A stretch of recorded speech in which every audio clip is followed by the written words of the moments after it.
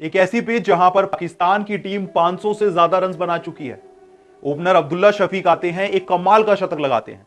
कप्तान शान मशहूद आते हैं, 150 रन बनाते हैं।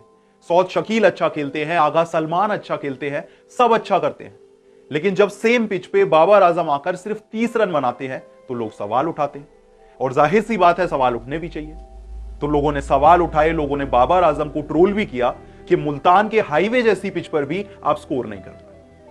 लेकिन यह कहानी यहां पर रुकी नहीं, क्योंकि यह कहानी थी मुल्तान के पहले दिन।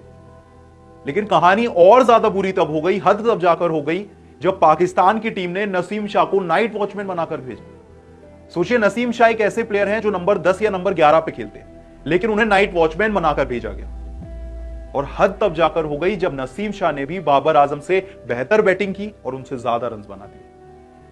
तो जो सवाल पहले दिन उठ रहे थे वो सवाल दूसरे दिन भी उठे, और दूसरे दिन भी बाबर आजम को ट्रोलिंग फेस करनी पड़ी। अब चलिए दोनों की पारियों का मैं आपको डिफरेंस बताता हूं। अब नसीम शाह जो कि नंबर 10 या नंबर 11 के प्लेयर हैं, वो आते हैं नाइट वॉचमैन बनकर। 33 रन बनाते हैं 81 बॉल में, एक चौका लगाते हैं, 3 छक्के लगाते हैं और 40 के स्ट्राइक रेट से बैटिंग करते हैं। अब आप बाबर आजम की पारी देखिए। जो नसीम शाह 81 बॉल्स खेलते हैं, बाबर आजम सिर्फ 71 खेल पाए। 71 बॉल्स में सिर्फ 30 रन बनाकर आउट हुए। बाबर की पारी में 5 चौके शामिल थे और नसीम शाह की पारी में 3 छक्के शामिल थे। हां, दोनों के स्ट्राइक रेट में ज्यादा फर्क नहीं था। नसीम शाह का स्ट्राइक रेट 40 था तो बाबर आजम का 42 था। लेकिन इसके अलावा जिस क्वालिटी की पारी नसीम शाह ने खेली, जितनी तेज गति से रन बनाए, बाबर नहीं बना पाए।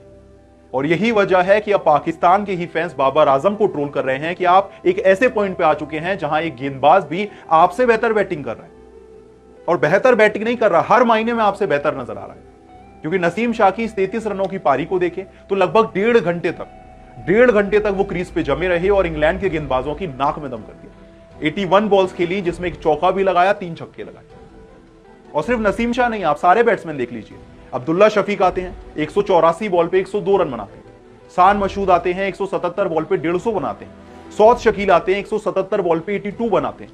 आगा सलमान 50 पूरा कर चुके हैं। नसीम शाह भी 33 रन बनाते हैं, लेकिन बाबर आजम उसी पिच पर सिर्फ 30 रन बनाकर पवेलियन लौट जाते हैं। तो जाहिर सी बात है, ट्रोलिंग होनी तो बनती है और ट्रोलिंग हो भी रही है। कुछ आपको रिएक्शन बताता हूं जो फैंस के सामने आ रहे हैं। कुछ लोग कह रहे हैं कि भाई जो नाइट वॉचमैन नसीम शाह है वो बाबर आजम से भी बेहतर है।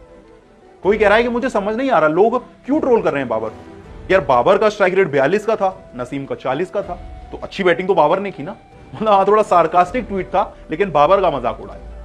इसके बाद किसी ने कहा कि बाबर आजम और मोहम्मद रिजवान से तो नसीम ही अच्छे। एक ने 30 रन बनाए, एक ने 0 रन बनाए, नसीम आके 3 छक्के लगा के चले गए। इसके अलावा कुछ लोगों ने कहा कि आपने नसीम शाह को भेजा था कुर्बानी के लिए। नाइट वॉचमैन को इसीलिए भेजा जाता है ना कि वो जो डिफिकल्ट फेज है, आखिरी कुछ बॉल है, आप वो जाकर खेल लीजिए। पर नसीम शाह ने आपके 2 सबसे बड़े प्लेयर्स से ज्यादा बेहतर बैटिंग करके दिखा। तो ये कुछ ऐसी रिएक्शन है जो कि फैंस के सामने आ रहे हैं, क्योंकि बाबर आजम का जो परफॉर्मेंस है वो खराब ही होता जा रहा है। किसी को नहीं समझ आ रहा, अब तो कप्तानी भी छोड़ दी है, अब तो सिर्फ उनका जो परफॉर्मेंस है सिर्फ उसको आप जज करेंगे। लेकिन वहां पर भी कुछ नहीं।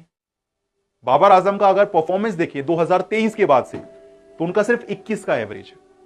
सोचिए, 1.5 साल हो चुका है, सिर्फ 21 के एवरेज से बाबर टेस्ट क्रिकेट में खेले। उनकी जो आखिरी टेस्ट 50 आई थी वो 2022 के दिसंबर महीने में आई थी। इसके बाद से बाबर आजम 16 पारियां खेल चुके हैं, उनका एवरेज सिर्फ 21 के आसपास का है, और हाईएस्ट स्कोर उनका जो है वो 41 का है। 653 दिन हो चुके हैं, बाबर आजम टेस्ट क्रिकेट में एक 50 नहीं लगा पाए। सोचिए, फिर तो सवाल उठने बनते हैं ना, और फिर ट्रोलिंग भी बनती है कि एक बाबर आजम जो पिछले 2 साल से उनका हाईएस्ट स्कोर 41 का है, और नसीम आते हैं और बड़ी आसानी से 33 रन बनाते हैं, 3 छक्के लगाते हैं और वापस लौट जाते हैं। खैर, करंट WTC साइकिल में अगर बाबर आजम का परफॉर्मेंस देखें, 71 बॉल्स में 30 रन, 18 बॉल पे 11 रन, 77 बॉल पे 31 रन, 50 बॉल पे 22 रन, 2 बॉल पे डक, 62 पे 23, 40 पे 26, 79 में 41। ये था उनका हाईएस्ट स्कोर अब तक पिछले 2 साल में। 37 में 14, 54 में 21, 75 में 39 और 16 बॉल पे 13 रन। ये है बांग्लादेश के पिछले 2 साल के टेस्ट के आंकड़े। 17 इनिंग्स हो चुकी हैं, 1, 2, 3, 4 हो तो समझ आता है, 17 इनिंग्स हो चुकी हैं, बाबर आजम एक 50 नहीं लगा पाए। टेस्ट रैंकिंग्स की बात कर लें तो बाबर आजम का नाम 12वें नंबर पे पहुंच चुका है, और किसी को हैरानी नहीं है इसमें। जब आप 2 साल से एक 50 नहीं लगा पाए तो फिर 12 नंबर पे, ये भी बहुत बड़ी बात है। लेकिन अभी सवाल रैंकिंग्स का नहीं है, अभी सवाल यह है कि बाबर आजम के साथ दिक्कत क्या आ रही है। बांग्लादेश सीरीज में समझ आता है सब स्ट्रगल कर रहे थे, लेकिन यहां तो सबने रन बनाए। अब्दुल्ला शफीक ने बनाए, शान मसूद ने बनाए, आगा सलमान ने बनाए, सौद शकील ने बनाए। भाई नसीम शाह आते हैं, 33 रन बनाते हैं, 3 छक्के लगाते हैं, इंटेंट दिखाते हैं, लेकिन बाबर आजम की कहानी वही की वही। खैर आप मुझे बताइए, क्या आप भी फैन से सहमत हैं कि क्या इस टाइम नसीम शाह बाबर आजम से भी बेहतर बैटिंग कर रहे हैं? और क्या आपको लगता है कि बाबर आजम को अब फॉर्म में आने के लिए ज्यादा टाइम नहीं लगाना चाहिए, क्योंकि कप्तानी जा चुकी है और बहुत जल्दी जो सवाल है बाबर आजम की जगह पर भी उठेगा? आपको क्या लगता है मुझे कमेंट सेक्शन में जरूर बताएं, और वीडियो पसंद आई तो वीडियो को लाइक और शेयर जरूर करें।